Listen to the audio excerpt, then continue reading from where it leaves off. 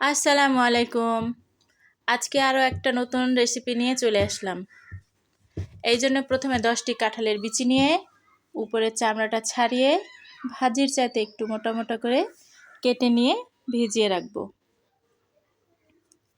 এরপর একটা চিচিঙ্গা নিয়ে এর উপরের চামড়াগুলো ছুরির সাহায্যে ভালো করে চেঁচে নেব। ভাজির চাইতে একটু মোটা করে কেটে নেব।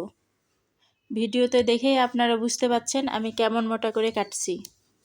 এবার নিয়ে নিব কিছু মলা শুটকি। শুটকিগুলোতে অনেক ধুলাবালি থাকে, এই জন্য হালকা গরম পানিতে 5 মিনিট ভিজিয়ে রাখব। 5 মিনিট ভিজিয়ে রাখলেই এর ভিতরে যত ময়লা ধুলাবালি আছে এগুলো বের হয়ে আসবে। দেখুন কি পরিমাণ ময়লা বের হয়েছে। এবার এটাকে হাতের সাহায্যে আলতো করে ডলে বেশ কয়েকবার ঠান্ডা পানি দিয়ে পরিষ্কার করে ধুয়ে নেব।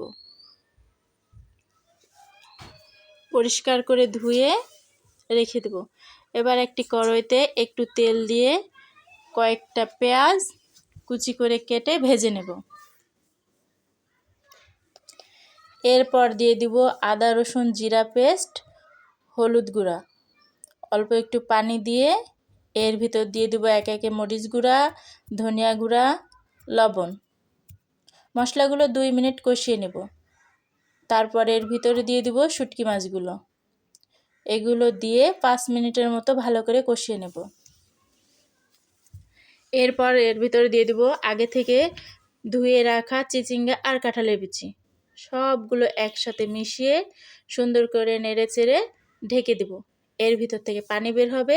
এগুলো যতক্ষণ না শুকাবে ততক্ষণ কষিয়ে নেব। পানি শুকিয়ে গেলে এর ভিতর দিয়ে দিব 2 কাপ পরিমাণ পানি। এই পানি দিয়ে বলক উঠে আসা পর্যন্ত ঢেকে রাখবো। সিদ্ধ হয়ে গেলে এর ভিতরে দিয়ে দিব আগে থেকে ভেজে রাখা জিরা গুঁড়ো। জিরা গুঁড়ো দিয়ে ভালো করে নেড়েচেড়ে একটু জাল দিলেই হয়ে যাবে আমাদের সবজি।